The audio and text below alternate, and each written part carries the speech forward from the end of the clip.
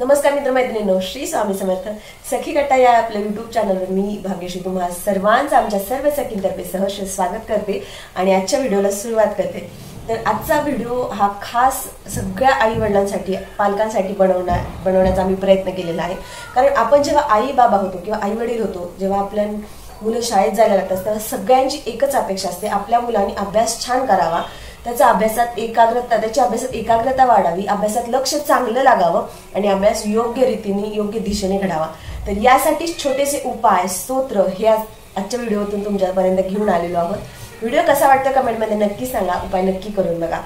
तर सगळ्यात महत्त्वाचा उपाय सांगणार आहे ते म्हणजे आपलं सकाळची जेव्हा दिनचर्या सुरू होते सर्व मुलांची शाळेला जाण्याच्या आधीची, अंघोळ झाल्यानंतर सर्वप्रथम मुलांना आपल्याला सवय लावायची ती म्हणजे देवाला नमस्कार करण्याची.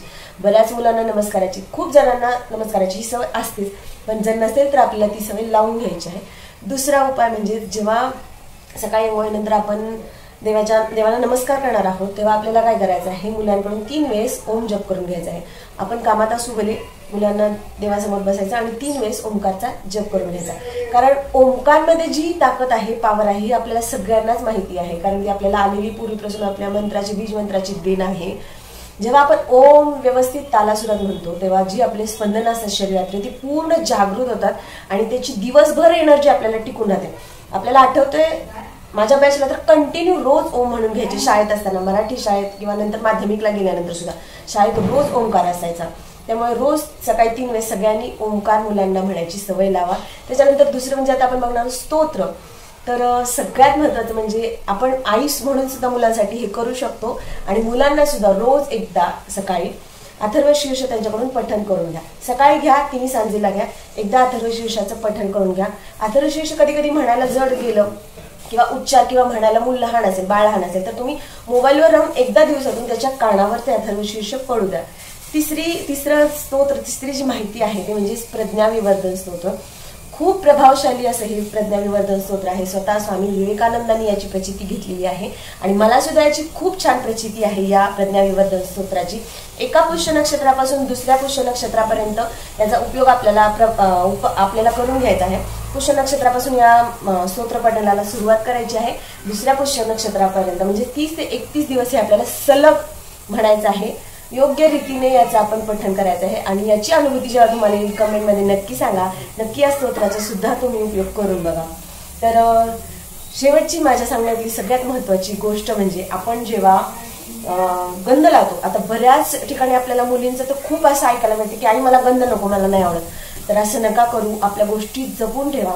गंध ही आपल्या संस्कृतीतली इतकी महत्त्वाची आणि इतकी एनर्जेटिक गोष्ट आहे ज्याने आपली दिवसभराची एनर्जी पूर्ण टिकून राहते. तर सकाळी जेव्हा आपली आंघोळ झालेली असते तेव्हा मुलांना किंवा घरातल्या आपली जी मुलं मुली आहेत त्यांना सर्वांना तुम्ही गंध लावायची सवय लावा. ह्या गंध लावण्यासोबतच छोटासा माहितीचा उपाय तुम्हाला सांगू इच्छिते. ते म्हणजे जेव्हा आपण गंध लावतो तेव्हा गंध लावायच्या आधी 2 मिनिट आपल्या ज्या 2 भुवयांच्या मध्ये केंद्रबिंदू असतो त्या केंद्रबिंदूला एक अर्धा ते 1 मिनिट पूर्ण मसाज करा. म्हणजे ज्या पद्धतीने हे बोट मी इथे ठेवले त्या पद्धतीने इथे मध्ये ठेवायचं आणि पूर्ण तो स्पॉट आहे तो दाबायचा. एकदम त्यांनी असं हाताने त्या स्पॉटनी आपल्या जी 2 भुवयांच्या मधला जो बिंदू आहे त्याला प्रेस झाला पाहिजे, दाब पडला पाहिजे. जेव्हा शाळेत जायच्या आधी किंवा उठल्या अंघोळ झाल्यानंतर जेव्हा आपण हा पूर्ण मसाज करतो ना तेव्हा दिवसभर जी आपली एनर्जी असते ना ती एनर्जी पूर्ण टिकून राहते आणि मुलांचं जे चंचलपण असतो, एकाग्र क्षमतेची वृत्ती असते कमी होते आणि एका ठिकाणी स्थिर मन आपलं होतं.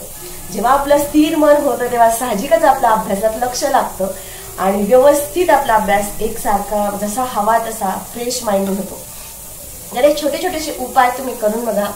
मी जे अंमलात आणते डेली यूज मधले ते उपाय तुम्हाला सर्वांपर्यंत आणलेले आहेत. याची प्रचिती सुद्धा खूप छान आहे, अनुभूती सुद्धा खूप छान आहे. तुम्ही नक्की करून बघा. माझी मैत्रीण आता पुढचा व्हिडिओ कंटिन्यू करणार आहे आणि तिचे उपाय तिच्या डेली यूज मध्ये जे उपाय अंमलात आणले हे तुम्हाला सर्वांपर्यंत ती घेऊन येणार आहे. व्हिडिओ कसा वाटतो कमेंटमध्ये नक्की सांगा. व्हिडिओला भरपूर प्रतिसाद द्या. पूर्ण व्हिडिओ पहा आणि खास म्हणजे उपाय नक्की करून बघा. हे तुम्ही अंमलात आणून बघा आणि प्रचिती कमेंटमध्ये म्हणजे त्याची जी अनुभूती तुम्हाला येणार आहे ती आम्हाला कमेंटमध्ये नक्की सांगा. बघूया माझ्या पुढच्या मैत्रिणीचा तिचे उपाय तिचा व्हिडिओ. नमस्कार. हो, बरोबर विचार करत आहात तुम्ही. मीच स्वप्नाली पाठक. आजपर्यंत तुम्ही मला बऱ्याच व्हिडिओमधून बघितलेलं आहे. आज मी तुम्हाला मुलांच्या अभ्यासात लक्ष का लागत नाही आणि त्यावरील उपाय काय हे सांगणार आहे. पालकांना असं वाटते की आपल्या मुलांनी चांगला अभ्यास करावा, डॉक्टर, इंजिनियर व्हावं, प्रत्येक क्षेत्रात त्यांना यश मिळावं, नोकरी व्यवसायात त्यांची प्रगती व्हावी. पण आजकाल मुलं मोबाईल, टी व्ही इतके बघतात की त्यापासून त्यांना वेळच मिळत नाही. त्याच्यामुळे त्यांच्या अभ्यासात लक्ष लागत नाही. तर यासाठी मी तुम्हाला काही उपाय सांगणार आहेत, जेणेकरून त्यांच्या अभ्यासात लक्ष लागेल आणि त्यांची भरपूर प्रगती होईल. चला तर मग जाणून घेऊयात ते उपाय कोणते आहेत. गणपती ही बुद्धीची देवता आहे. त्यामुळे आईने आपल्या मुलांसाठी रोज सकाळी संकटनाशक स्तोत्र म्हणावे. हे स्तोत्र नुसतं म्हणू नये, तर ते संकल्प करून म्हणावे. संकल्प कोणता करायचा? तर माझ्या मुलाच्या अभ्यासात लक्ष लागू दे, त्याची भरपूर प्रगती होऊ दे, त्याच्या मनात जी काही भीती असेल ती निघून जाऊ दे. आणि जर अडचण आली तर ते 4 दिवस वडिलांनी स्तोत्र म्हणायचे.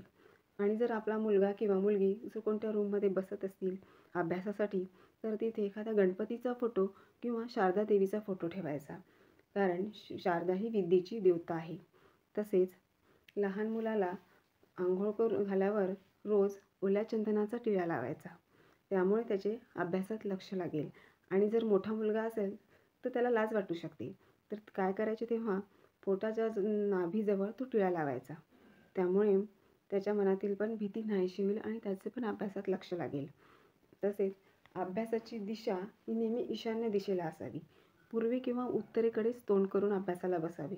वायव्य दिशेला कधीही अभ्यासाला बसू नये. आणि अभ्यासाची वेळ ही पहाटे 4 ते 7 असावी. म्हणजे केलेला जो अभ्यास आहे तो आपल्या लक्षात राहील.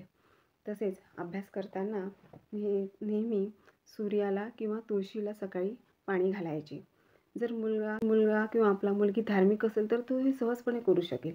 पण जर तो धार्मिक नसेल तर त्याला समजावून सांगायचे की हे तुझ्या अभ्यासासाठीच आहे.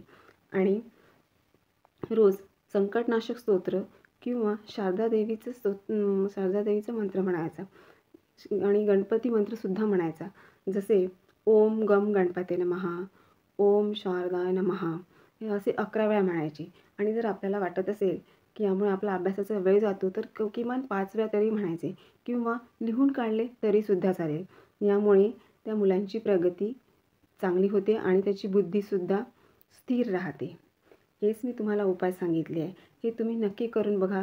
तुमच्या मुलांच्या अभ्यासात जरूर प्रगती होईल. धन्यवाद.